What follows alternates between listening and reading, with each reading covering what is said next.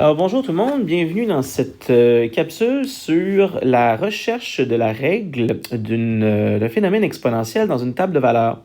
Alors, on est dans nos notes à la page 4 et c'est un exercice où on va explorer 5 tables de valeurs et on va se demander quelle est la règle qui illustre le phénomène exponentiel décrit dans la situation, dans chacune des situations. Et aux deux premières situations, on va en plus demander de calculer des valeurs. Et les trois suivantes, ce sera la règle seulement. Alors, numéro 1, des chercheurs font une étude sur une population d'insectes. On constate qu'une population de 180 224 insectes diminue de moitié chaque semaine. On veut déterminer le nombre d'insectes que les chercheurs pourront dénombrer à la fin de la 11e semaine d'étude. Alors, au début, il y en a 180 224. Et à chaque semaine qui passe, on en perd la moitié. Donc, je laisse une première semaine s'écouler. Et la population de 180 224 est réduite de moitié. On sait que quand on parle d'un phénomène exponentiel, on cherche une notation du style A exposant B. Donc, nécessairement, qui dit une notation comme celle-là dit multiplication répétée. Donc, au sens de l'exposant, on parle d'une multiplication qui se répète. Alors, je ne vais pas écrire divisé par 2. Je vais plutôt faire fois 1/2, ce qui me permet après ça d'arriver avec cette écriture-là. Alors, ça donne 90 112. Après une deuxième semaine écoulée, je serai rendu à 2 semaines écoulées, cette population de 90 112 va être réduite de moitié, donc 45 056.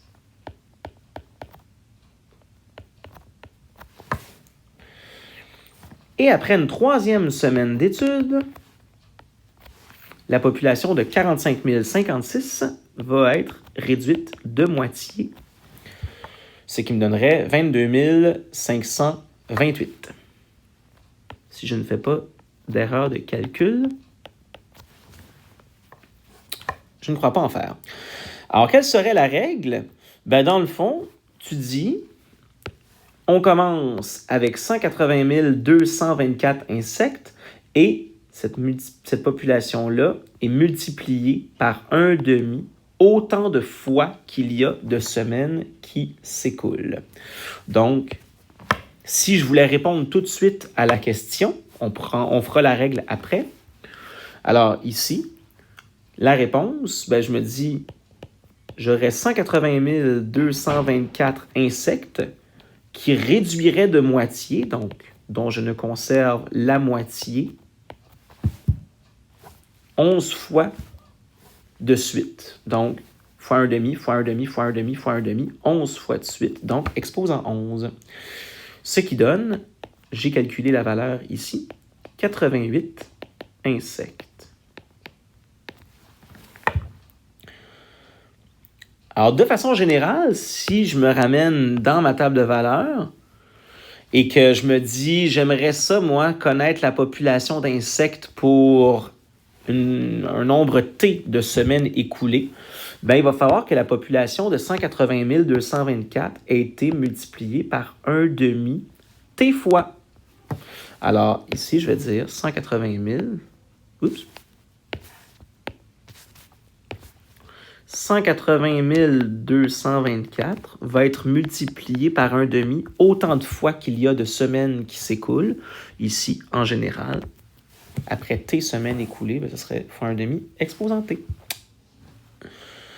Donc, première constatation intéressante, d'abord, c'est qu'un phénomène exponentiel n'est pas nécessairement qu'un phénomène croissant, ça peut être un phénomène décroissant. On en voit un exemple ici assez clair. Par rapport à l'usage des calculatrices, j'ai il y a un petit quelque chose qui me chicote. Remarquez qu'ici, j'ai mis des parenthèses autour de la base 1/2.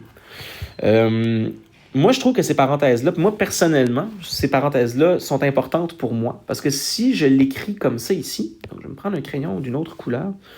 Si je l'écris comme ça ici, 180 224 fois 1,5 à la 11. Moi, ça me chicote un peu parce que la priorité des opérations en mathématiques, on sait qu'elle va aux exposants et ensuite de ça, elle s'applique aux multiplications et aux divisions. Ce que je veux dire par là, c'est que si j'écris ça comme ça, moi, je trouve que mathématiquement, il y a quelque chose de discutable là-dedans parce que c'est comme si c'était juste le numérateur 1 qui était à la 11. Après ça, ben, ça donne 1, évidemment. 1 à la 11, ça donnerait 1. 1 divisé par 2, ça fait 1,5. Donc, 180 224 fois 1,5. Mais c'est pas ce qu'on veut faire. Nous, on veut que 180 224 soit multiplié par 1,5 11 fois de suite. Alors, je trouve qu'il y a comme un problème ici au niveau de la notation si on ne met pas les parenthèses. Et j'ai regardé ici avec la calculatrice Desmos, comme bien des calculatrices, j'ai fait le test, et je me rends compte que les calculatrices ne semblent pas se soucier de ça, parce que dans le fond, les gens écrivent souvent sans mettre de parenthèses, en ayant comme un peu l'idée que c'est sous-entendu. Moi, ça m'achale. On voit que dans les deux cas, ça donne le même résultat. Moi, je suis moins confortable avec ça. Donc, moi, je vous recommande fortement de mettre des parenthèses autour de la base lorsque c'est une fraction. Encore plus quand c'est une fraction. Je trouve que ça met bien les éléments en perspective. Puis c'est mathématiquement, à mon avis, plus juste. Deuxième exemple. Un bocal contenait initialement 5 bactéries. Cette population quadruple chaque heure. Combien de bactéries dénombrerait-on après 3h30 minutes? Alors, je vais prendre mon crayon bleu. Voilà. Alors, initialement, 5 bactéries.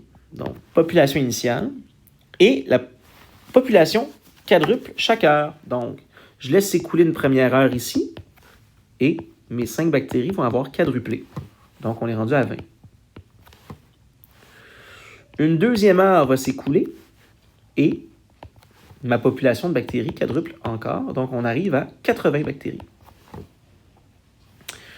Une troisième heure s'écoule. On quadruple encore la population de bactéries. On est rendu à 320 bactéries. Et on nous demande, après 3h30, quelle serait la population. Donc, là, ici, on pourrait aller chercher la règle et substituer T par 3,5. Donc, on pourrait dire que la population commence à 5 bactéries et qu'elle quadruple autant de fois qu'il y a d'heures qui s'écoulent. Donc, je quadruple une fois pour la première heure, 2 fois pour la deuxième heure, 3 fois pour la troisième heure. Donc, j'ai quadruplé 4 fois de suite pour la T-ième heure écoulée. Alors, on pourrait utiliser ça ici pour calculer la réponse et dire que, dans le fond, la population serait de 5 fois 4 à la 3,5. Donc, ça marche aussi, évidemment, pour les valeurs qui sont fractionnaires. Ce qui donne 640. La population serait de 640 bactéries.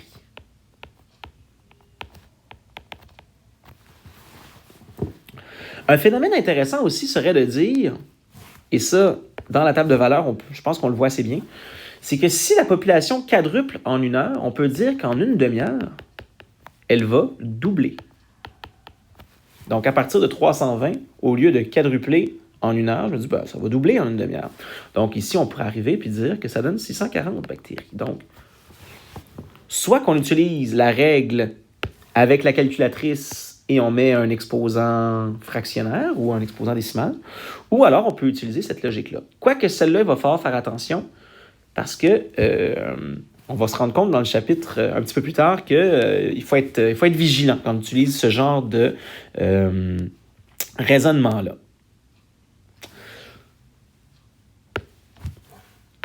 Numéro 3. La présence d'un certain type d'insecte ravage une forêt de 200 hectares. D'une semaine à l'autre, on constate que la superficie boisée n'est que 75% de ce qu'elle était précédemment. Alors, au début, il y a 200 hectares. Je laisse une première semaine s'écouler. et on en constate que 75%. Donc, une perte de 25%. Je n'écrirai pas moins 25%, je vais écrire fois 75% ou alors fois 3/4. On peut l'écrire soit en pourcentage ou en fraction. Je vais l'écrire en fraction. Et donc, à ce moment-là, il ne reste que 150 hectares de la forêt. La deuxième semaine s'écoule, donc après 2 semaines écoulées. Là, il ne restait que 150 hectares. On en perd encore 25%, ou alors on peut dire qu'on en conserve les 3/4, ce qui me donnerait 112,5 hectares restantes. Ou restant? 1 hectare? Oui, je pense que c'est 1 hectare. Après une 3e semaine d'écoulée, encore une fois, on en conserve encore 75%. On peut également dire qu'on en perd 25%. Ce sont des formulations qui sont équivalentes. Donc, j'en conserve les 3/4, ce qui me donne 84,375 hectares restants. Alors, finalement, la règle, c'est quoi? Je commence à 200 hectares et j'en conserve les 3/4 1 fois, 2 fois, 3 fois. Donc, autant de fois qu'il y a de semaines qui s'écoulent. Alors, 200 fois 3/4 à la tête.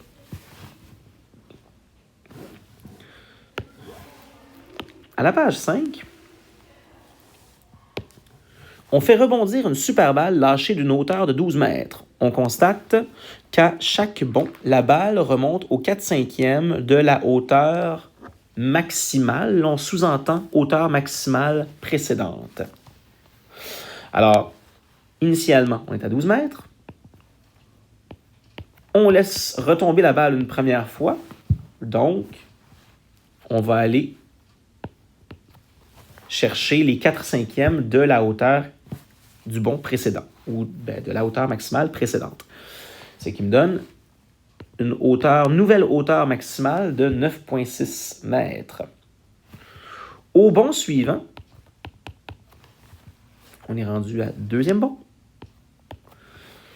La balle remonte encore au 4/5 de la hauteur maximale précédente, ce qui me donne 7 mètres et 68 cm, on peut dire ça, ou 7,68 mètres. J'ai oublié ici ma multiplication répétée, qui est vraiment la logique de base du phénomène exponentiel. Alors, au 3e bond, donc j'ajoute encore un bond. Alors cette fois-ci, je vais aller encore chercher les 4/5 de la hauteur maximale au bond précédent, ce qui me donne 6,144 mètres, ou 6 mètres et 144 millimètres, si on voulait être bien précis. Et donc, finalement, la hauteur au nème bond, elle est déterminée au départ par la hauteur initiale et qui a été conservée, en fait, non, qui, à chaque bond, ne conserve que les 4/5 de la hauteur précédente. Donc, les 12 mètres de haut ont été multipliés par 4/5 autant de fois que la balle a rebondi. Donc, exposant n. Et finalement, la valeur d'un placement bancaire de 1 200 $ augmente de 2% chaque année. Oui, c'est un phénomène exponentiel. Donc, effectivement, les placements bancaires formulés comme ça, c'est exponentiel, c'est croissant. Bon, évidemment, c'est pas avec ça qu'on se fait des fortunes à court terme. L'exponentiel peut être croissante, mais des fois, la croissance est assez lente. Ça, c'est un exemple ici assez éloquent. Alors, initialement, le placement valait 1 200 $. OK, je n'écrirai pas les unités. Et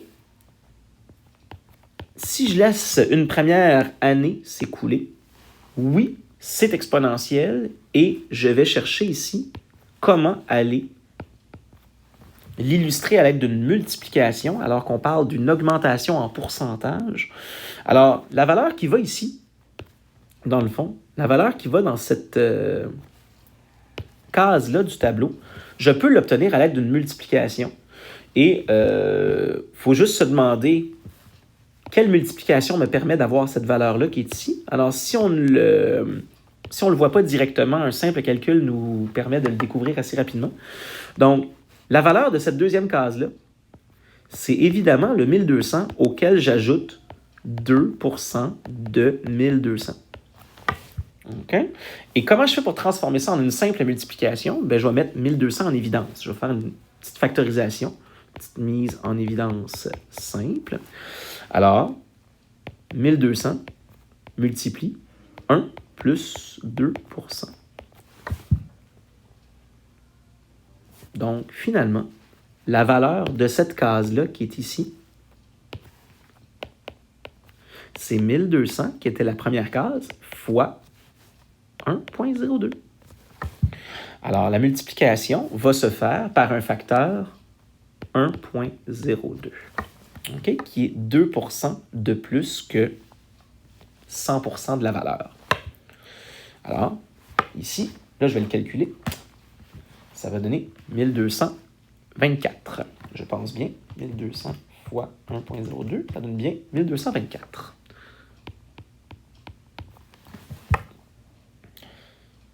Et ainsi de suite. L'année suivante, après 2 années écoulées, cette nouvelle somme d'argent augmente encore de 2%. Donc, c'est la même multiplication qu'à la case d'avant.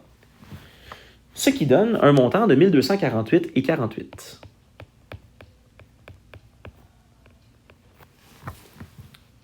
Et ainsi de suite. Alors, finalement, un placement bancaire qui augmente comme ça périodiquement, ou annuellement, disons, par un certain pourcentage, c'est exponentiel. Et la règle de ça, évidemment, c'est que on a besoin d'un placement initial qui, dans ce cas-ci, est 1200 $ et qui croît de façon multiplicative par un facteur 1,02 qu'on a expliqué, donc fois 1,02, autant de fois qu'il y a d'années qui s'écoulent, donc exposant T.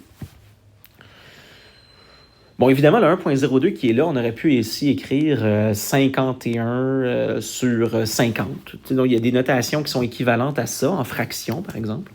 Mais je pense qu'écrire 1,02, ça montre bien que c'est 2% de plus qu'une multiplication par 1. Donc, c'est une augmentation de 2%. Alors, je vais compléter en bas. On constate que l'état initial de la situation est donné par le coefficient de la puissance. Alors effectivement, dans une situation exponentielle de base comme celle-là, le coefficient de la puissance, c'est la valeur initiale. Un phénomène exponentiel peut donc être croissant ou décroissant, rapide ou lent. Donc, ça brise un petit peu notre intuition de dire qu'un phénomène exponentiel, c'est toujours un truc qui est croissant et qui est hors de contrôle. C'est pas toujours vrai. Des fois, ça peut être décroissant et même que des fois, ça peut être très lent ou très rapide. Donc, l'important, c'est simplement d'avoir une écriture exponentielle comme ça pour déclarer que le phénomène est de nature exponentielle.